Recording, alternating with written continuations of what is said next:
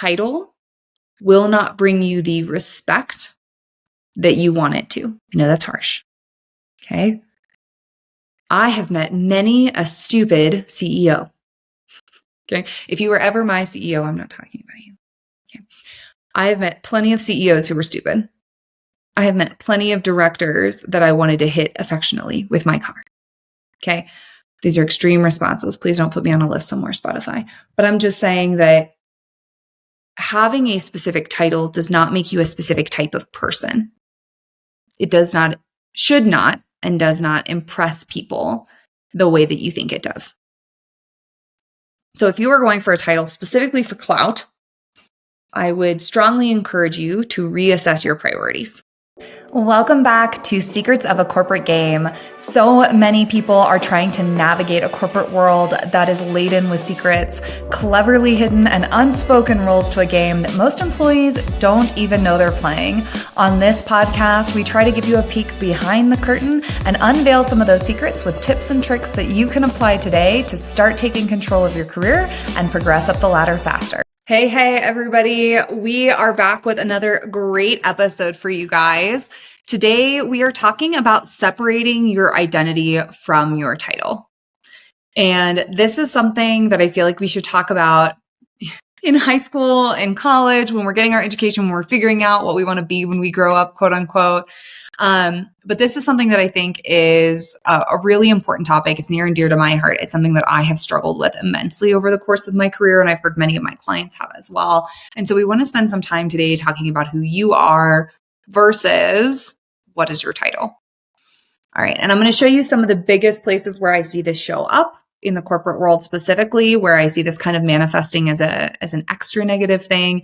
And then we'll also talk about how you can start to change this behavior, how you can start to separate yourself from your title in a way that's a little bit healthier for your long-term development and growth. So if you guys don't know me, I'm Kendall Berg. I'm that career coach. You can find me on Instagram, on TikTok, on YouTube, on this podcast, of course. And I have a book coming out in November called Secrets of the Corporate Game, which will go more in depth on a lot of these topics. I'm also a professional career coach who has helped thousands globally find success in their careers that they're looking for. And today we're going to talk about that title. So many of us become title hungry in our careers, right? We want to be a director. We want to be a CFO. We want to be a CEO. And we start to obsess over this idea that a certain title is going to fulfill us in a way that our current role does not. And there are a few things that I think are really key here for us to understand before we jump into kind of decoupling our identity from that title. So the first is the reason behind the title. So many people come to me and they're like, I really want to get promoted. I'm like, why? And they're like, I need to make more money. Okay. That is very different than wanting a title. You want money, which don't get me wrong. I'm here for it. Let's do it. We can absolutely get you the salary that you want. But when I think of progressing and moving up, the type of work that you do at each seniority level is measurably different than the seniority level before it. The skills you have to display, the type of work that you do, they change as you grow and as you become more senior. If you are looking for a specific title because you want the monetary amount that comes with that title, but you don't want the work type or workload that comes with that title, you need to take a step back and reevaluate if that's even what you want. There are other ways to make money. Start a side hustle. All right, start your own business. Learn to knit and crochet and sell it on Etsy, right? There are other ways to scale your income. Learn to invest, buy real estate properties that do not require you getting a job that pays more. Now, I know people are going to listen to this and be like, this is like first world problems. What about those of us who are making $7 an hour who want to make more, and we have to make more in order to invest in real estate or to do these things? There is absolutely a threshold for this. All right. But what I'm seeing in the market right now, a lot of manager positions pay $100K. Right? I don't even want to tell you what my first manager position paid. And that sounds like super boomer of me. And this was like not even that long ago. Okay. If you're thinking, I want to be a director because I want to make a certain amount of money, there are other ways to make money. There are IC tracks that make money. Don't get obsessed with a title because of money. Figure out money as its own problem solving. We could do a whole separate episode on that. But I want you to be clear on why you want the title.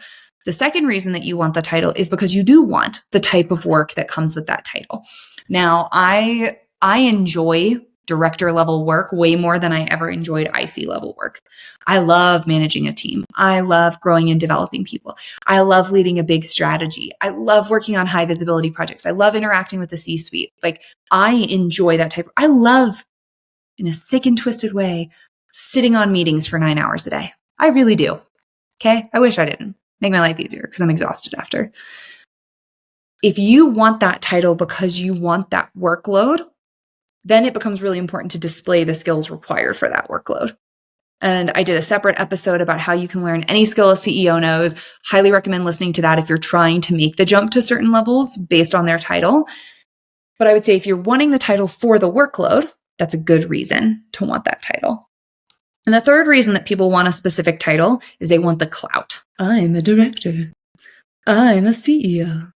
I think it sounds impressive when I go home and visit my friends in the Hamptons and I can say, if you want a title for clout, but you don't need the money and you don't want the work, you should reevaluate your career. That title will not bring you the respect that you want it to. I know that's harsh.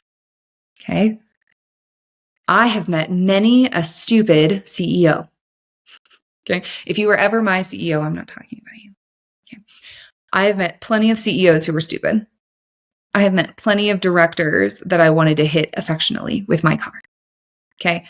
These are extreme responses. Please don't put me on a list somewhere, Spotify. But I'm just saying that having a specific title does not make you a specific type of person. It does not, should not, and does not impress people the way that you think it does. So if you are going for a title specifically for clout, I would strongly encourage you to reassess your priorities. Huge thank you to today's sponsor for our episode, Symposia Academia. They assist individuals to get into cybersecurity, and you do not need a degree or any prior work experience. They'll help you land a GRC analyst position in cybersecurity with their 4-step process, which includes training, an internship, interview preparation, and then on-the-job support. In order to get started, go ahead and head over to the link www.symposia.com/channel-partner/KB-3. You can also find this link down in the show notes, but again, it is symposia.com/channel-partner/KB-3 and check them out. And for everybody else, you've worked with someone who wanted a title for clout. I'm going to use MDs as an example, and this is not meant to disparage the doctoral community, but we've all worked with that one person that's like, Steve Smith, PhD. It's like, what do you do for a living? They're like, oh, I'm a financial analyst. It's like, why is PhD in everything? It's on your Instagram. It's on your LinkedIn. It's in your email signature. Nobody cares that you have a PhD. Okay. Sorry, Steve. Anyhow. Don't do it for cause. So those are kind of the 3 reasons that I find people become kind of title obsessed. And it is really important to be able to separate yourself from the title and find satisfaction in who you are and the work that you do long before we reach the titles that we want. I'll give a quick personal anecdote, and I've talked about this before. Earlier on in my career, I really wanted to be a CFO. My first interview out of college, I was interviewed by a CFO, and he said, what do you want to do when you grow up? And I said, I want to take your job. Not the best response. Please don't do that. He did hire me though. I did work with him. He was brilliant. I learned a ton. And I was on that CFO track. I did data science work. I did financial analytics work. I worked in billing and AP. I did audit work. I was very well-rounded for like what a CFO would need to know. And at 28, I was offered a CFO-ship for a medium-sized company that was close to going public. And it would have been really great. Lots of interactions with the board, great team. And in the moment that I had that job offer in hand, I realized that I didn't want it at all. I wanted the clout to say I was a CFO. I wanted the pay to say I was a CFO.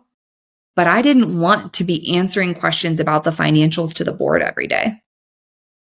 I didn't want to be on call. I had just had my first kid. I didn't want to be on call when my kids were home, where I had to run into the office for an emergency board conversation. I didn't want to be answering to the investors why a quarter didn't perform the way that it was supposed to. And in that moment, I broke free of my title obsession. Okay.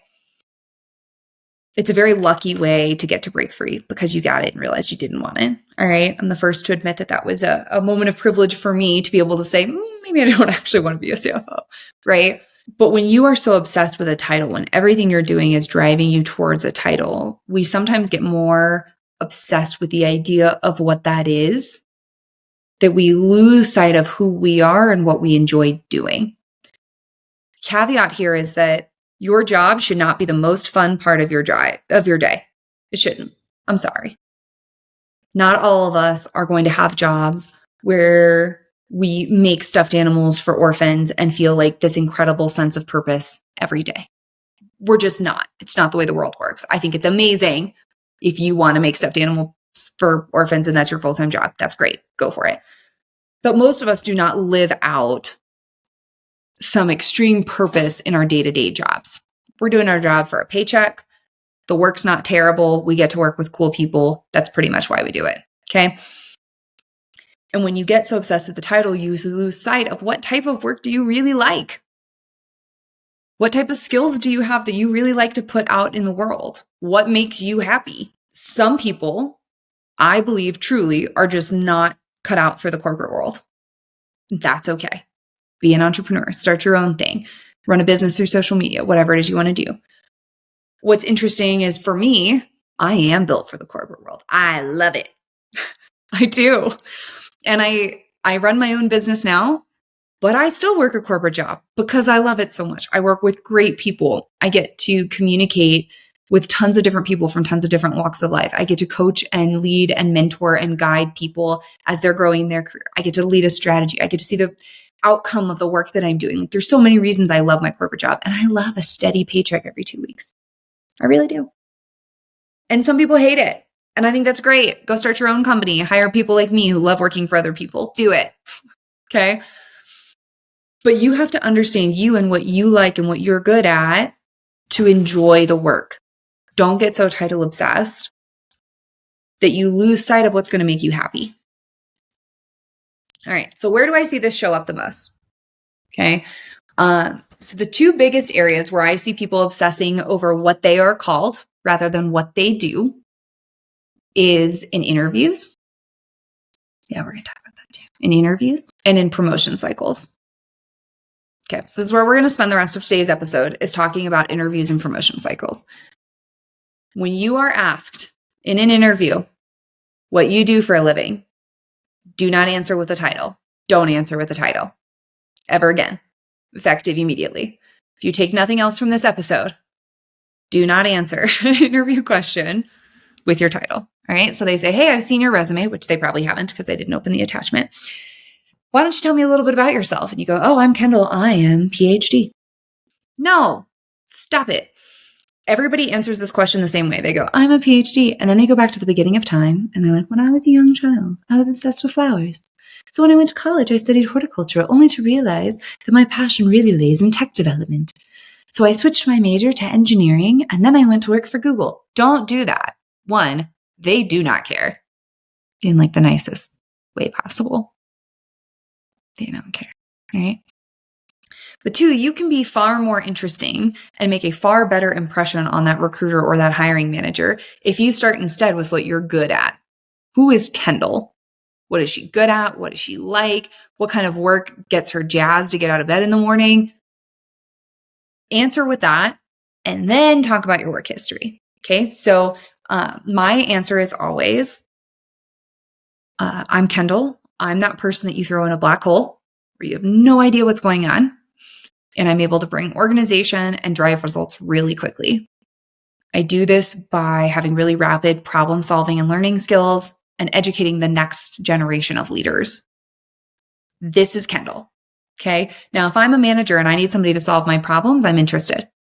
If I am a leader and I have an area where something's going wrong, but I don't know what it is, now I'm interested. If I'm a leader who runs a shop that's not very organized, I'm interested. If I need better people leaders, I'm interested. Now, if they're not looking for any of those four things, my intro did not psych them up at all. They're not interested in Kendall at one bit. And that's okay, because that means it's not the right fit for me. But if I lead in with here's what I'm good at, here's what value I bring to an organization, then they can respond and say, ooh, I need those things. Or those things aren't what I need. And that's okay too. I have done interviews where I did not get the job. And I do this for a living. Okay. So you want to start with who you are, what you're good at.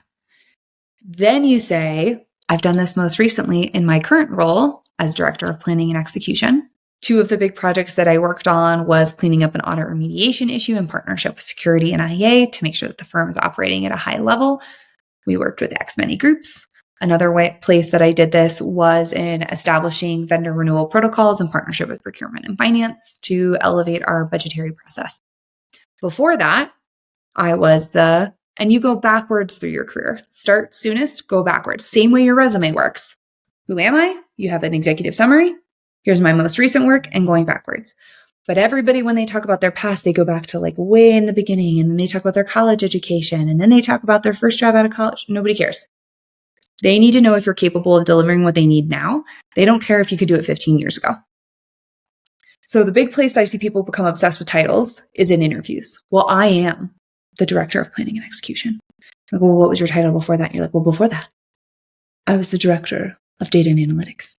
And before that, I was a senior manager, director in analytics. Your title does not define your business acumen or the work that you're capable of delivering. So being able to separate yourself from a title, especially in an interview, is really important because that's going to allow the hiring manager or the recruiter to learn a lot more about you and a lot less about what they could read on your resume or your LinkedIn. The other way that this shows up in interviews is that we're interviewing for roles that have a specific title. So I have clients come to me all the time. They're like, oh, I want to be a director. I'm like, great, let's work on it. We start building the skills. They're like, hey, I'm realizing director levels don't pay that much. I'm like, okay, so why are we only applying to director levels? I always say, who cares what they call me as long as they pay me? It's personal opinion. I'm not title obsessed because I like money instead, right? Pick your poison, right? We talked about this earlier in the episode. It is okay to want to make a certain amount of money, but I have applied for jobs that were senior manager that paid more than director level jobs I've seen posted. I've applied for jobs that were manager level that paid more than VP jobs that I've seen posted. What is your priority? When you go into an interview specifically for a title, but you A, aren't going to be making the money that you want, or B, don't have the skills to do that job, you're going to end up unsuccessful. So make sure that you're tailoring what jobs you're interviewing for, what jobs you're applying for to you, your skill set, and your interests. So that's the first place. Second place is promotions. We all get promotion hungry, okay? Myself included. I don't like to hold the same title longer than about 2 years before I'm like, excuse me, knock, knock. I'm doing great. Where's my promotion? Okay. I know this about myself. I have about a 2-year limit. But the reality is promotion cycles have a few components that are really important to understand, especially in relation to your title. Okay. The more senior you are, the harder it is to get promoted on a promotion cycle. It's just true. When we're in IC, we think it's so hard to become a manager, and it is. Manager is the first big jump that you make. But senior manager director is twice as hard. Senior director to VP head of, twice as hard as that. And jumping from VP head of to C-suite, the hardest jump you'll make in your career. Could take 10 years. All right, so your progression slow down the higher your seniority and the higher your title get. The second piece is the more senior you get, promoting you requires a position of that seniority level. All right. Even in big companies, I've worked for big companies where you could have like 3,000 managers. But even in those companies, there's only 4 head ofs. There's only 8 directors, right? So getting promoted at those more senior levels requires there to be a scope and a need for a person at that seniority level to oversee. You can get promoted in role as an IC, as a manager, senior manager, sometimes director, depending on the size of the org. Once you get much higher than that, you're waiting for a position to open up. Now you can propose a new position and say, hey, I want this position. Here's what it gets you. Here's the scope. But a lot of the time you're waiting. So promotion cycles, we get really, really obsessed with the title. And there's a point in your career where you learn that you can trade off money or title. I have gone into promotion cycles and said, hey, I don't actually want to raise, but can we talk about my PTO? I've gone into promotion cycles and said, hey, I don't want to get promoted, but I do need a raise based on what I'm seeing in the market. And I've gone into promotion cycles and said, hey, I don't need a raise at all, but I do need a promotion because the scope of work that I'm doing and the partners I'm working with are too senior for me to be taken seriously with my current title. You need to know what you're going for, what you're asking for, and what it helps you get. And that will help you be more long-term successful. All right. So having heard all of this, you're probably thinking, yeah, this is all great, but I still want to be a director, or I still want to be a VP, or I still want to be a CEO, or I still want to be a head of, or whatever your title is, and that's fine. So this is where we're going to jump into where I want you to start to separate your identity from what that title is. Okay. This is a very hard lesson to learn, especially if you're a corporate high performer, because so much of who we are gets wrapped up in the work we do. So much of how we think about ourselves gets wrapped up in the work that we do and the title that we're called. And so there's a few things that I challenge my clients to do that I think really help with this. The first is I want you to list out what your hobbies are. All right. So I'm a 75-year-old, really at heart. I like to garden and knit. And I've recently picked up coloring, and I like to do a daily devotional and have my quiet time with my coffee. And I like to eat snacks. Okay. These are Kendall's hobbies. All right. Your hobbies could be totally different. You could like concerts and traveling. I mean, I like traveling too, but you could like traveling. You could like spending time with your dog. You could have a hobby of water skiing or shot put. I don't care. Figure out what your hobbies are. All right. And then write them down and understand that each of these makes up a part of who you are as well. Now, if you are a mother, father, grandparent, sister, uncle, cousin, who has a large family component as part of their identity, not everybody does. Not everybody does, and you don't have to. Okay. But say that your family is part of your identity, that goes on the list.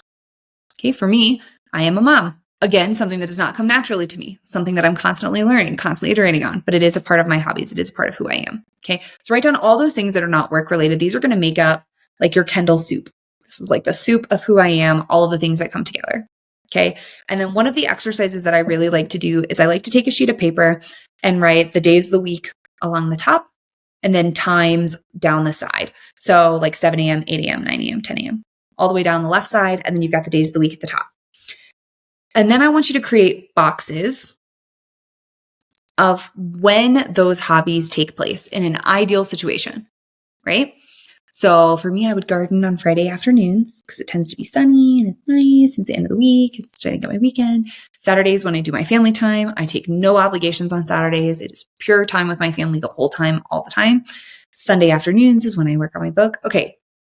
Make your blocks of when you would do everything. Do you like to exercise? Do you like to knit? Do you like to watch TV? Are you a Kardashian fan? Block those out on your calendar. And then realize that your work ideally fits into the space that's left. Your priorities, your hobbies, your mental health, your decompression time, if they happened the way you wanted, what does your work week look like?